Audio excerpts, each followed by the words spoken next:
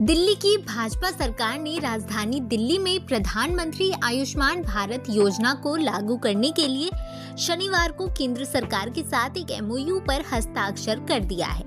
दिल्ली इस स्वास्थ्य बीमा योजना को लागू करने वाला 35वां राज्य या केंद्र शासित प्रदेश बन गया है। पश्चिम बंगाल अब एकमात्र ऐसा राज्य है जिसने अब तक इस योजना को लागू नहीं किया है। दिल्ली में आयुष्मान योजना के लिए 10 अप्रैल से रजिस्ट्रेशन शुरू हो जाएंगे। इस योजना के तहत दिल्ली के निवासियों को प्रति परिवार प्रति वर्ष 10 लाख रुपए तक का मुफ्त स्वास्थ्य बीमा कवरेज मिलेगा, जिसमें केंद्र सरकार 5 लाख रुपए और दिल्ली सरकार अतिरिक्त 5 लाख रुपए का योगदान देगी। इस योजना के कार्यान्वयन के लिए आज दिल्ली सरकार और केंद्र सरकार के बीच एक समझौता ज्ञापन पर हस्ताक्षर किए गए। आधिकारिक घोषणा के मुताबिक आयुष्मान भारत योजना के लिए रजिस्ट्रेशन प्रक्रिया 10 अप्रैल से शुरू होगी। दिल्ली के निवासी इस योजना के लिए ऑनलाइन और ऑफलाइन दोनों तरीके से आवेदन कर सकते हैं।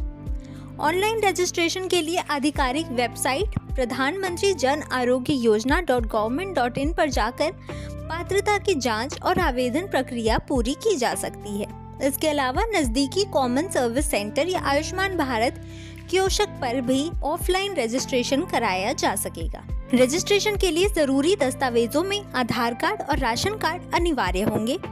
साथ ही परिवार के सभी सदस्यों की जानकारी देनी होगी। लाभार्थियों को सलाह दी गई है कि वो किसी भी धोखाधड़ी से बचें और मुफ्त रजिस्ट्रेशन प्रक्रिया का लाभ उठाएं, क्योंकि इसके लिए कोई शुल्क नहीं लिया जाएगा। दिल्ली सरकार ने कहा है कि रजिस्ट्रेशन प्रक्रिया को चरणबद्ध तरीके से लागू किया जाएगा। पहले चरण में प्राथमिकता उन लोगों को दी जाएगी जो पहले से ही पात्रता सूची में शामिल हैं। इसके बाद अन्य आवेदकों की पात्रता की जांच कर उन्हें योजना से जोड़ा जाएगा।